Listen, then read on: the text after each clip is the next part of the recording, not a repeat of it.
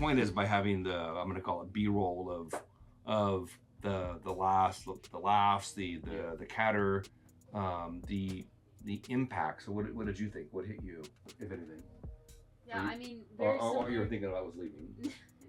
Very similar to what Bennett said, just actively listening and not thinking about what you're going to say next, because I find myself doing that. Mm-hmm. Like preparing your response versus just being present in what Mm-hmm. they're saying. Mm-hmm. And even further, I guess, giving yourself the space to gather your thoughts before you just word vomit. Mm-hmm. True. Because you word vomit, you're going to vomit. Yeah. And you vomit, it doesn't look good. Mm-mm. Yep. Marcus? Competitive listening is such a good way to describe that thing that happens to so many people.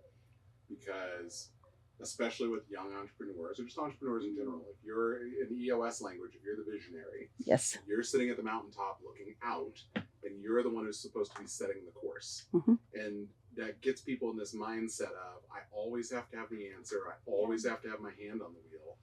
And especially with people, what is it, the average age of entrepreneurs is 42. So all of a sudden, you're running a company. If you're doing something new, by very definition, you have no idea what you're doing. But for a lot of people, if you're in charge, you can't let everybody else know that you have no idea what you're doing. Right. And so... Because of imposter syndrome? Some of it's imposter syndrome, but also a lot of leaders that I meet, when you're doing something new for the first time, human nature, you jump into an archetype and you put on a mask, and Mm-hmm. a lot of times you think of other leaders that you've been with. Yes. And you don't think about how they've made people feel, you just think about how they've acted. And Yep. they've been the people with the answers. And so you feel like you have to be that person, and you unintentionally build this culture where everyone comes to you and waits for you to speak first. Mm-hmm. And so to take that competitive listening, if you can bring that level of awareness to people that are just operating in autopilot, and you can get them to start understanding, like, oh shit, that's a thing I do. That's the first step towards self-awareness, Right. which is the second step towards overall awareness. And so I think competitive listening is a really good way to define that, and the connotation that comes from competitive, Mm-hmm. that word really sets the stage for this is what you're doing. Mm-hmm. You're not listening, you're trying to beat the other person. Mm-hmm. And one tactic I should have brought up, but we're on B-roll, so we could add it if we wanted to. The concept of wait. When I catch myself, because I am a very competitive person, as most people in this room are, Mm-hmm. right? When I catch myself doing it, I'll say, wait a minute, why am I talking? It's about you, not me. And that's my stop in the sand moment, where all of a sudden I've reeled myself in and I've made them feel like I am aware of what I'm doing, and I'm recognizing that it might be off-putting to you. So I have a question. No. No questions? No. No. No more learning. Please, please. I gotta No. learn. No. Would you still consider it competitive listening if, like, for example, you have a board meeting and you have certain things that you know that you're going to discuss, Mm-hmm. and you try to, like, predict what the other person's going to say, and, like, you predict that, and then you have a response to that? Mm-hmm. Would you still consider that competitive, or is that, like, It's like strategic psychoactive, like strategic? Or That's a great point, though. Like it's part of that. Like if you're a leader and you already know the answer and you're asking a question, That's sarcasm, right? if you are the smartest person in every room, you're in the wrong room. Exactly. I hope I'm surrounded by a team of people, a team of leaders that know more about aspects of the business than I do. Because if I'm asking a question, I'm doing it to learn. If I'm asking a question and I already know the answer, I'm playing gotcha or I'm playing aha. And I feel like when I've worked with teams where that's what the leader is doing, you can tell, and no one wants to give an opinion. They're testing for the test. They're not actually giving an opinion. So if you're being strategic, I agree with the opposite. Meaning I'm really interested in your perspective. I'm really interested in, no. I want to be strategic about, where are we going to go with X that I really don't know? Mm-hmm. And I really don't know. Mm-hmm. That's I'm going to be open, and I'm going to be vulnerable. Okay. Like I'm curious Mm-hmm. by showing. If I'm going into a meeting and saying, hey, I'm really interested in hearing what your opinion is of why, and I know what should be going on, but it's not. Mm-hmm. Knowing the answer to the question is bad, or is it good? I just think so. To me, it's like there's a couple different ways to lead. You can lead by I know the answers and I'm going to check to see if you know them, and if you don't, I'm then going to correct you, and that's how I'm going to teach you. And I see that a lot. And for certain personality types, that works great. Yes, I would For agree. a lot of personality types, I think that can be really detrimental. Mm-hmm. Or there's, hey, I'm gonna come in and I'm gonna tell you guys that, hey, I have an idea of where we should be going. I'm doing a temperature check to see if everybody else is on the same page. Which is different. I Fair. think that's great. But the like, when I see leaders that do the like, aha, gotcha thing, I'm gonna ask 10 questions, and I've got an 11th question that I'm gonna ask so I can do a I gotcha. You now create a leadership team that will not share with you openly and honestly That's you being a douchebag. because they're afraid of being wrong. That's you being a douchebag. And they don't want to be embarrassed in front of others. don't wanna be So I've seen you embarrassed. be a douchebag like 50 fucking times. Well, without a doubt. And if it's only been 50, I don't. Where have you been? I call that the That's a here. good point. I hear. If I you're call, waiting for that, I'm going to get you back with the aha. Well, you forgot about X. Yeah, I mean, Adding Y. I've been that guy. I've worked for that guy. I've done It's- both. Hmm. Really, It's- when? It creates a. We've talked about my former CEO. No, I'm kidding. Crunch. Yeah. Uh, Whoa, Bennett. What are you trying to say here? Not gonna Yeah, get it's this- Oh, headphones coming on now. Yeah, I gotta check I something. mean, it's like one of the cultural changes I've tried to make in companies before is making mistakes okay, and you do that by treating mistakes as learning opportunities Mhm. instead of gotcha moments and moments where I can be like, this is why I can't trust you. Yeah. This is going to come up in your review. Like when you are in a work environment 8 hours a day and it's your livelihood and you feel like someone's keeping score, you are on pins and needles all the time. Mhm. You create a culture where people don't want to take chances. They don't want to try new things because they're afraid of the slap on the wrist. How do you avoid that? You reward risk. You reward risk. And then what is your opinion, Marcus, of the 98% comment? I agree. I would say I think it's higher than 98%. Yeah, I didn't want to go too shocking, Sure. but I thought 98 was 98's a good number. 98's a good number. The only so Are they? Go ahead. there's so much talk about kill your ego, leave your ego, set your ego aside. But let's be honest. If you are a high D, which are a lot of the leaders we run into, your ego is your superpower. Hmm. I think for people that are unaware, saying set your ego aside is a oversimplification, but it's a good first step. Mhm. Because I believe that your ego is a form of self-love and it's your greatest cheerleader. Your ego is like your grandma that thinks you can do no wrong. And I think that's really important. But you have to understand that like as you're on this journey, you're driving and you've got your ego sitting next to you and you've got fear in the back seat. And they're both forms of self-love and you need to learn to understand which voice is which. And if my grandma says, oh, you can do whatever you put your mind to, I go, well, I'm glad you believe that about me. But there's also like financial considerations and this consideration. Right. And when you learn to understand that voice and you take that as input and an opinion and you don't let it drive, then I think that's great. Just like, you know, in the driving analogy, right? If I'm driving down the road and I see a ramp on the side of the road, my ego goes, do a backflip. Fear goes, you need to slow down and get in the right-hand lane and blah, blah, blah. They're both coming at it from self-love. Fear is self-preservation. Ego is self-promotion. I should listen to both of those, and then I need to make a conscious decision about where they're coming from, and I need to add my own context and then make a decision. And I think that's why asking others Exactly. helps you balance it. Yep. So what you're talking about with the I caught you, I call that the here kitty kitty moment. It's here kitty kitty kitty wow, Yep. right? Where you're drawing them in, and the minute it happens, it's like once, oh, shame on you. Yep. Second, shame on me. I will never let it happen again. And then a leader goes, why can't I get honest opinions from everybody?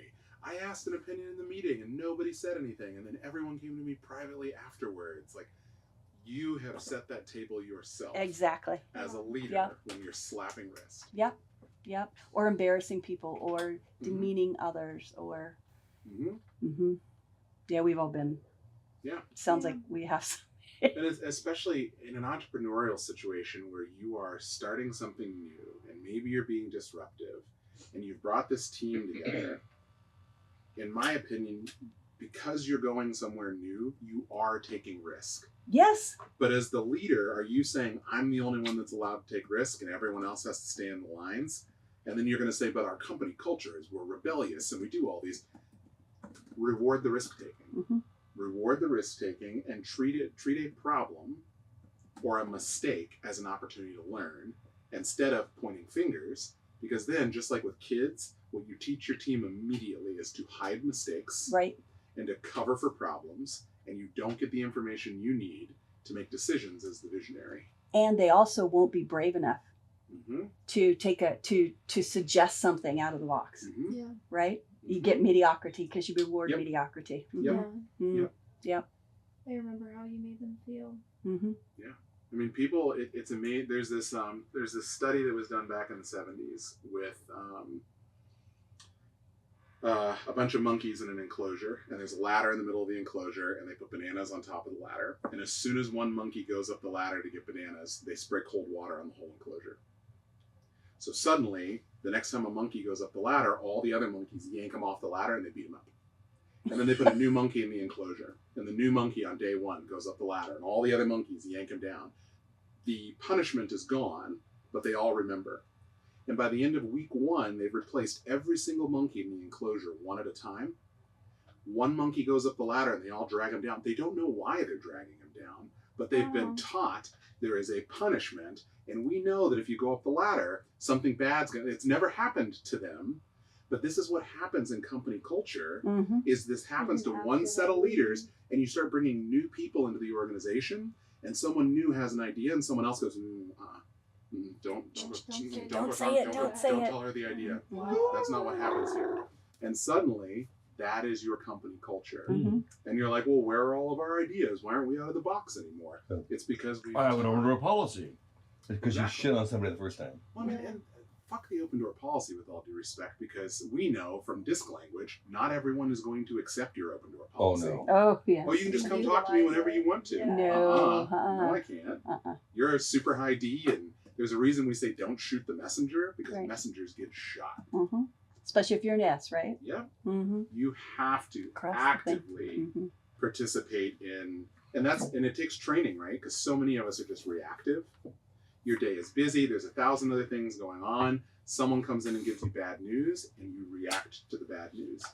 You have to actively practice being like, I'm not going to react to bad news. I'm going to treat it like information, and then we're going to go do something about it. And you know, it's funny. I actually teach leaders to teach others how to approach them. Mm-hmm. Right? If you're going to come share bad news, you need to say, "Got some bad news. I don't want you to shoot the messenger. Is this a good time, or I need to give it to you today, but I don't want you to go off on me. Yeah. I want you to react to the information, not the person." Mm-hmm. And it takes a lot of guts even just to do that. Yeah. 100%. Yeah. Did you see Inside Out 2 yet? I haven't. but I haven't either. Have you? And what? Inside Out too. Because the ego and the fear reminds me a lot. Ego's not one of the emotions, but anger very well could be, and it's interesting to visualize them. You know, You should see it. I've seen You Inside saw Out the first 1. one? Mhm, Yeah. yeah. Mhm. all very all good. of the studies, all of the research out there right now shows that 90 seconds is all it takes to break the Mold. loop between stimulus and emotional response. So the monkey, What's that? the monkey. No, like if someone brings you bad news and you don't want to react to it, if you can give yourself 90 seconds, breathe, get up, go look out the window, I see. anything like that, in your brain, your brain activity peaks for 90 seconds and then it comes back down. And anything after that 90 seconds is you choosing. Instead of you're- feeding into Yep. whatever initial Yep. emotional So it's like response. It's like you can get the have. worst news in the world, and if you take 90 seconds to compose yourself, 90 seconds. it's 90 seconds is the emotional response. That's a long. It's funny. That's a It's not, long but it's ass a time. long It is. time. 90 It's seconds. a Like, long sit time. quietly Fuck that for 90 shit. seconds. So I just did a training on the different parts of the brain, Mhm. habit versus emotional based, Mhm. and we make emotional decisions, and then we justify them based on whatever we've heard. So the monkey situation. Yeah. Mhm. I got wet and it pounded and it hurt. Yep. I'm pulling you down, and then you teach other people Mhm. that. So when you say, I'm going to go to the grocery and I'm going to buy toothpaste, you don't write the type of toothpaste. You say, I need toothpaste. It's a habit-based decision. It's quick, it's easy, and we revert to it because we don't want to spend the time thinking about it. But the amygdala, which is the part of your brain that is the emotional based brain, it's a lizard brain. That's when you literally will react to something viscerally, but you can't justify it. So you literally will continue a behavior even though it's making you uncomfortable until you can figure out why you're doing it. Yep. And where our brain looks to figure out why we did it is our own internal It's memories our first. and it's our tapes, right? Yeah. And when And that it goes- happens, what happens? Then you stop. So if I were to put 4 decks of cards in front of you, one has very high risk, but you get a reward, and you're positive and right? Have you read this study? Right, positive, positive, positive. But you're like, oh, something bad's going to happen because even though I'm getting positive things, I know a It's bad coming. thing's going to come. It's coming. But I think the study shows they picked 15 more cards or 20 more cards before they actually stopped because they kept saying, but what if instead of the gut going with So the the gut. visceral continues. Mm-hmm. Mhm. Mm-hmm. And it is so much, we are 10 times more likely to be motivated by the avoidance of discomfort Yes, than we are the seeking of pleasure. which is pain versus pleasure. Mhm. Mm-hmm. We will avoid discomfort. We will go out of our way to avoid what we perceive as uncomfortable. And again, we go into our own head and we think about the last time something was similar to what we're predicting this other thing is going to be. And the way our memory works is it files an emotional response with that memory. And so you go, man, the last time I had a tough conversation like this was with that person that broke my heart in college. Yeah. And all of a sudden you're living in that emotion. Yep. And that is what you were assuming the conversation you're going to have 2 weeks from now is going to feel like. Right. And you will avoid it And you're because you don't want to yep. relive it. And you're projecting any Mhm. kind of safety thing. Yep. Yep. Mm-hmm. Mm-hmm. Yep. Cool beans. Well, this was way fun, guys.